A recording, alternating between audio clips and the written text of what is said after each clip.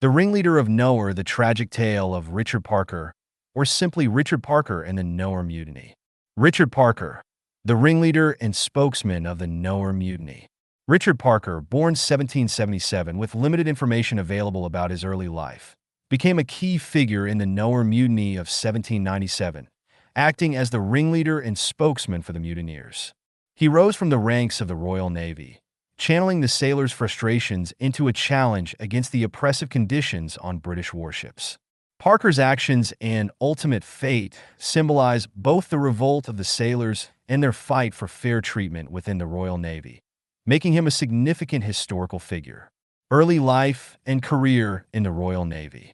Though little is known about his early life, it is believed that Richard Parker was born in Wapping, East London, a neighborhood with a strong maritime tradition. As a young man, Parker joined the Royal Navy, where conditions were grim. Sailors had little access to education and were subjected to harsh living standards. Cramped quarters, long hours, exposure to disease, and the constant threat of violence from officers. Like many sailors, Parker was likely influenced by the brutal realities of naval life, which would shape his later leadership role in the mutiny. Before the mutiny, Parker had risen to the rank of midshipman, a junior officer position. Though this role was more symbolic than practical, it put him in a position of some authority. Yet, he still shared many of the same grievances as the common sailors and would have been subjected to the same harsh conditions.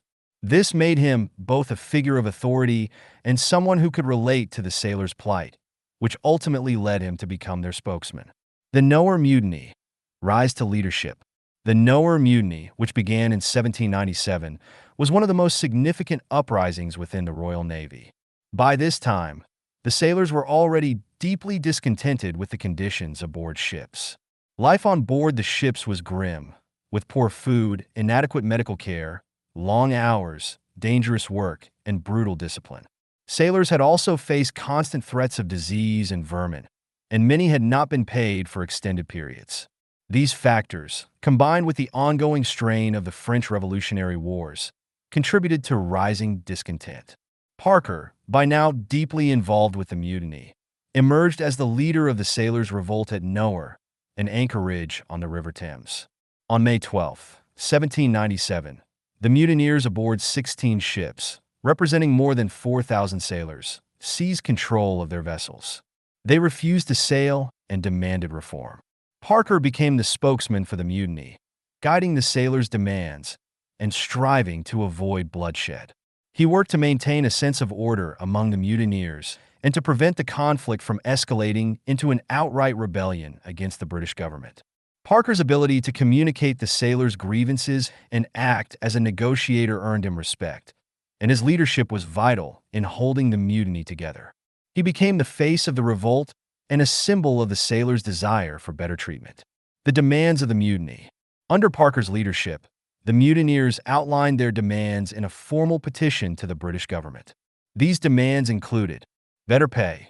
Sailors called for higher wages to keep up with rising costs and to compensate for the arduous conditions. Improved provisions. They sought better quality food, medical care, and overall living conditions on board the ships. Fairer treatment. They demanded an end to the practice of flogging and other severe punishments, seeking a more humane approach to discipline. Officer accountability. The mutineers wanted greater oversight of officers who were seen as corrupt or abusive, advocating for reforms in the way officers were chosen and held accountable. The mutiny was framed as a demand for reform rather than an outright rebellion against the British government. Parker and the sailors made it clear that they were fighting for better conditions, not to overthrow the government itself. They sought a fairer and more just system within the Navy. Escalation and the collapse of the mutiny. The mutiny at the Nore initially posed a serious threat to British naval power. The government, led by Prime Minister William Pitt, reacted cautiously, seeking both negotiation and coercion to suppress the revolt.